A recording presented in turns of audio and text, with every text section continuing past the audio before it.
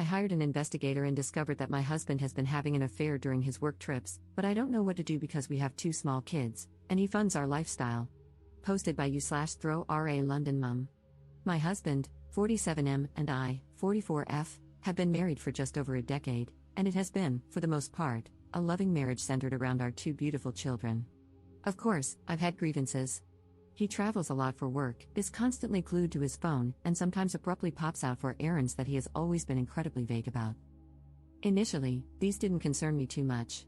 He has a very demanding job that has allowed us to have a lifestyle I never thought possible, enabled me to leave work to be with the children, take us on wonderful holidays, and send the children to a great school. I always felt that complaining to him about his work, phone, computer, and random emergencies would be selfish, considering everything he does for us. However, 2 weeks ago, I started getting really suspicious after I found a condom in the inside pocket of his blazer. There was no reason for him to have it there, as we only ever have sex at home, and frankly, it isn't something we do as often as we used to. This prompted me to do something I never thought I would do. I found an opportunity to get into his phone when he wasn't looking. I'm not sure what I was looking for. I first checked his photos but couldn't find anything. Then I decided to check his messaging apps, WhatsApp, Telegram, but both were password locked, which I found very odd. Only a message could be accessed, but there was barely anything there. At this point, I had a sinking feeling that something was up. Last year, a friend was in a similar situation and used a digital investigator to learn more about her absent and secretive fiancé. The investigator discovered that this man had been living a complete double life, with a long-term girlfriend in Edinburgh and, unbelievably, an entire business he had set up and was earning money from. She had no idea about the business or all the money he was making, and no doubt spending on his girlfriend. I asked for the investigator's details and requested that they pull together anything and everything they could find about my husband. The investigator spent about a week digging online and came back to me with a report that changed my life forever. I got a call from the investigator, warning me that my husband's report would be a very difficult read and that I should open it in private at a time when I would be able to process it fully. Since receiving it, I have barely been able to eat, sleep, properly take care of the kids, or speak to him, and yet he is so absent-minded that he doesn't even realize something is wrong.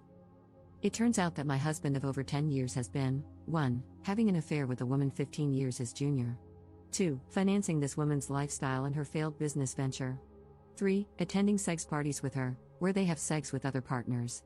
4. Posting in a revolting online sex forum, including pictures of his privates and details of his addiction to porn and escorts to his creepy online friends.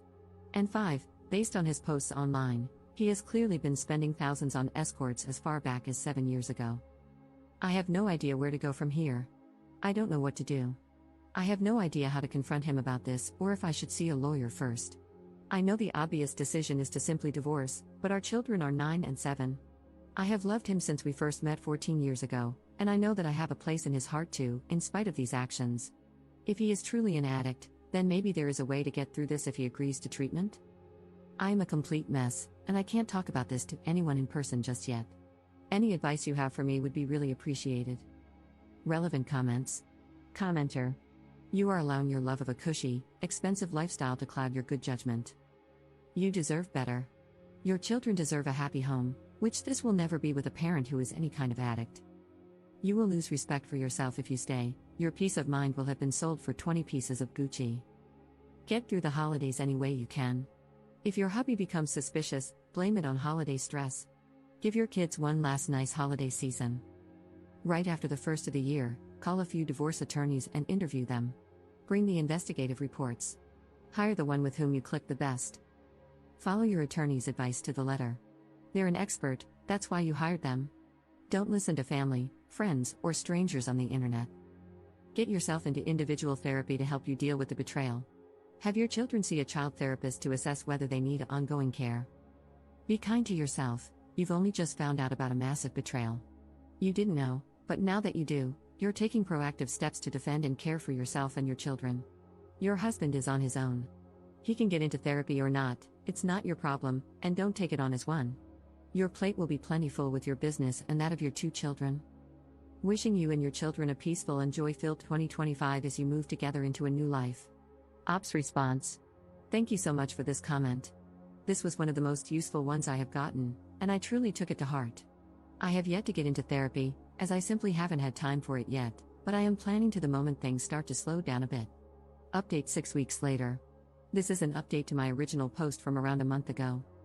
Firstly, I'd just like to thank almost every single one of you who has commented to offer me advice or messaged me privately. I took a lot of advice on board, especially from a legal standpoint, and this has proven to be of great benefit. I apologize for my long absence and lack of replies. I hope the update below explains it. I chose to wait until after New Year's as I did not want to rob the children of one last Christmas and New Year's holiday as a family. In the meantime, I researched solicitors and sought recommendations from trusted friends. Rather humiliatingly, after much urging on this website, I also scheduled and went through with an STI test. It was horrifically embarrassing, but I am relieved to say that it came back negative. I don't know how I could have coped if he had gotten me sick because of his revolting actions. He made my job incredibly easy by flying out for a work trip, not that anything he says could ever be trusted, on the 2nd, and I immediately got the ball rolling, met with the solicitor, packed up all of his belongings into 6 suitcases, had the locks changed, and spoke to a child psychologist to work out the best way to explain things to the kids, who are far too young to understand the full picture, of course. Fast forward to a week later, and upon his return, I, having made sure the children were picked up by my mother after school, greeted him with a hallway full of suitcases and divorce papers. I had printed out the report in full and started walking him through it before he broke down in tears. It was a compulsion, he was unbelievably stressed, and if I left him, he would have no choice but to marry the other woman, whereas he would end it immediately if I took him back. This last part was truly the nail in the coffin. I don't think he even realized just how manipulative a comment that was. After hours of back and forth and his groveling, he gave up. He was left at the bottom of the stairs in the entrance to our home with his suitcases, waiting for a cab to take him to God knows where. There is still a lengthy legal process ahead, and unfortunately, it turns out that his infidelity doesn't really impact how assets might be divided following the legal battle. However, I'm confident that my solicitor will get the outcome I need to keep the house and live independently. In terms of the children, I would rather not discuss them to maintain privacy, but it has been an incredibly difficult adjustment, and sometimes I do feel guilty. As for myself, I am still completely heartbroken, and frankly, I don't ever hope to find love again. I just don't think I can quite trust like that anymore. Finally, I'd just like to add that while most comments have been lovely and supportive, I did receive a number of comments and private messages blaming me for my soon-to-be ex-husband's behavior, claiming I did not give him sufficient sexual attention and that I shouldn't complain because he provided me with a certain lifestyle. Firstly, these comments are awful and betray a repulsive worldview regarding sex, intimacy, and marriage. Secondly, our ailing sex life was not my doing and was, at times, a criticism I myself had of our relationship, not the other way around. Thirdly, just because someone provides you with a lifestyle does not entitle them to treat you as if you're nothing, with no respect, no honesty. I would have hoped everyone would be aware of that. Up in the comments. Thanks for this.